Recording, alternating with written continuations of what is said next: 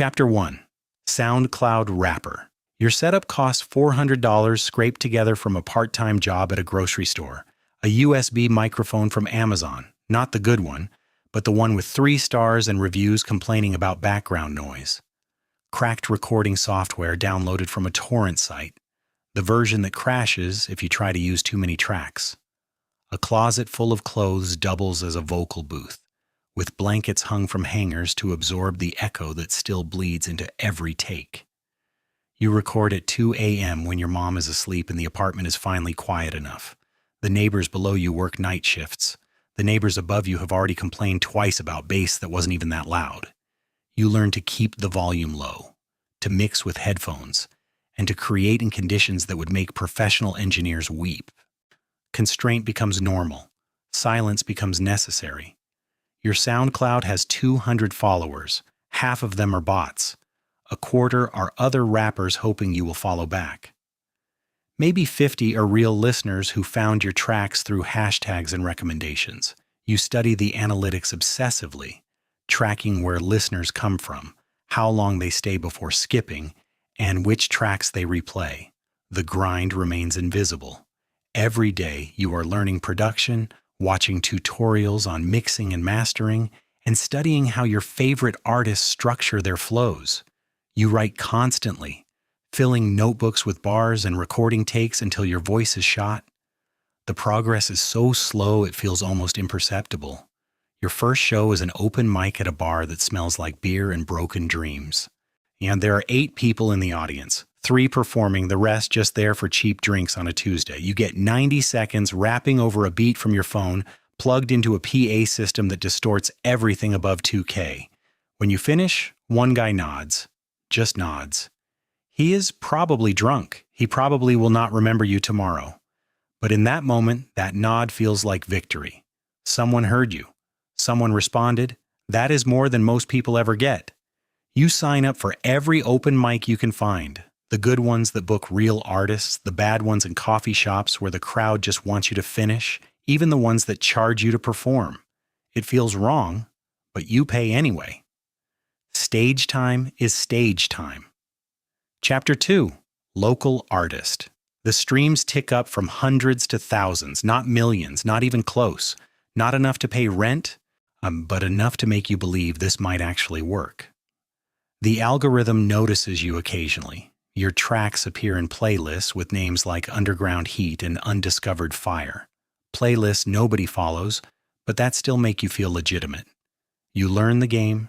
You learn how to tag your tracks for maximum discoverability, how to engage with other artists so they engage back, and how to time your releases when listeners are most active.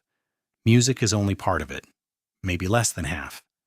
The rest is marketing, and marketing is a skill no one teaches in studios. A local blog writes about you. A DJ plays your track at a club. Someone mentions your name in a thread about underground artists to watch. You start performing at actual venues, mostly opening slots. 3 songs, and you are done. 15 minutes to make an impression on crowds that are still arriving, checking their phones, and waiting for the headliner. You learn that stage presence is not natural. It is practiced. The money is negative. Studio sessions cost $200 an hour, and you need at least 2 hours to get anything usable. Beats cost anywhere from $50 to $1,000. Marketing, promotion, travel, everything costs money you earn from a job you hate. Your mom asks when you're going to get serious about your future. She does not understand that this is your future. It is the only future you can imagine. The alternative, an office job, quiet desperation, watching other people live the life you wanted, is not a future. It is a slow death. You drop a mixtape, 14 tracks, a year of work, everything you have. It performs okay. Not great, not viral, just okay. Local blogs cover it. Some DJs spin cuts from it. Your streams increase, but not enough to quit your day job. A manager reaches out. She is small-time and manages a few local artists who have not gone far, but she believes in you. More importantly, she understands things you do not: contracts, royalties, publishing, and the 1,000 ways the industry can take advantage of artists who just want to make music.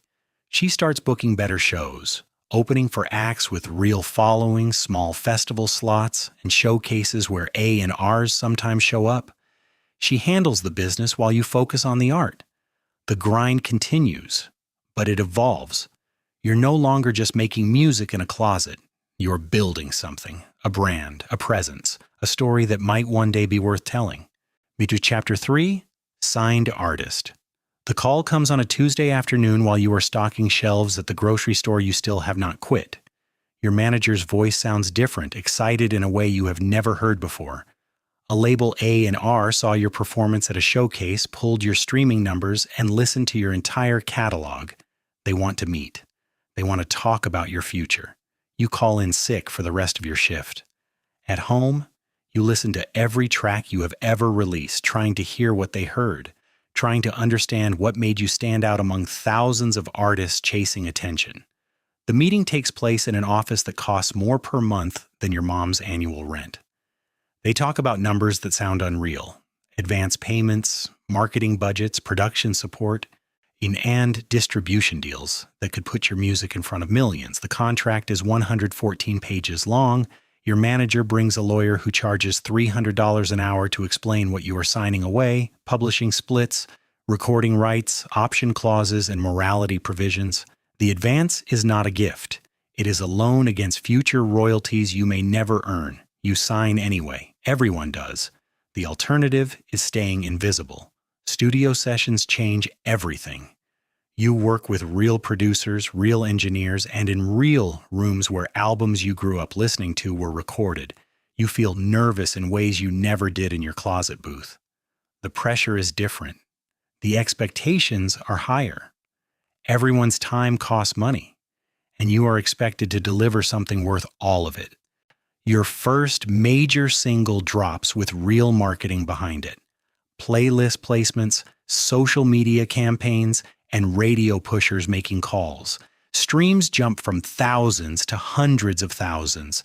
People you have never met are singing your words, making videos to your hooks, and debating your lyrics in comment sections. You watch yourself being discussed, analyzed, praised, and dismissed. The opinions hurt more than you expected. You thought you wanted attention. Now you have it. And it feels like being watched under a microscope. Chapter 4. Touring Artist. The road is not what the movies promise. It is not parties or glamour. It is hotel rooms that blur together, identical walls, scratchy sheets, and air conditioning that is either too cold or completely broken. It is fast food and green rooms because there is no time for proper meals. It is sleeping on buses that never stop moving, waking up in unfamiliar places without remembering the journey. The romance of touring fades within the first week. What replaces it is something more complex, exhaustion mixed with exhilaration, boredom interrupted by moments of transcendence. You perform the same songs every night until they lose their meaning, until they become automatic motions while your mind drifts elsewhere. But then there are the shows. Thousands of people, every word known. Strangers becoming a single organism, moving to sounds you created in solitude. Festivals where the crowd stretches endlessly, moments when the bass drops and the entire space moves as one. In those moments, everything aligns. The energy feels real, undeniable. It makes everything else worth it. The bad hotels, the long drives, the pressure, the politics. For a few minutes, you are exactly where you are meant to be. But it does not last. It never truly does. One night you are opening for artists who ignore you. The next you are headlining small venues where people line up to see you. The contrast is disorienting. The money improves, but it becomes complicated. Lawyers, accountants, percentages, recoupments. You are successful and broke at the same time. Your second album must outperform the first. Growth is no longer optional, it is expected. If you plateau, you are failing. And if you are failing, the machine moves on. Chapter 5. Mainstream Success. The song goes viral for reasons no one can explain. A trend, a meme, a perfect, unpredictable collision of timing and culture. Suddenly, you are everywhere. Millions of plays, numbers that stop feeling real. You wake up to tens of thousands of new followers. By the end of the week, it becomes hundreds of thousands. Your music plays in places you never imagined. You do interviews, perform on bigger stages, and land brand deals. The money becomes real. Enough to buy your mom a house, enough to finally secure the one thing that always mattered. That was the goal. Everything else was just the path. You sit in rooms with people you once admired. You collaborate with artists you grew up listening to. It feels like a rival. But success brings pressure. Every release has to be bigger. The label demands expansion. Fans expect consistency. Critics demand evolution. You try to satisfy all of them. And slowly, something begins to shift. Your clarity begins to fade. The thing that once made you different starts to blur. Or Chapter 6. The Reckoning. Years into success, you feel exhausted in ways sleep cannot fix. The schedule never ends. Everyone wants something, your time, your attention, your output. You become something purely functional, something extractable. Your world narrows to people connected to your work. Everything else fades. You watch others disappear. Some burn out. Some fade quietly. The system replaces them. It always does. You begin to question where you stand in it. Whether you are building something lasting or simply being used while you remain relevant. You do not want to be forgotten, but you also do not want to continue like this, producing endlessly, chasing numbers that never feel like enough, performing a version of yourself that no longer feels whole. The contract is ending. Now there is a choice: continue or walk away. You think back to the beginning, the closet, the microphone, the simplicity, when it was never about numbers, when it was just about creating something real. That version of you still exists, somewhere beneath everything that has been built on top of it. You decide to find him again, no matter the cost. The closet is still there. The microphone still works. The music is still waiting. And it was always about that.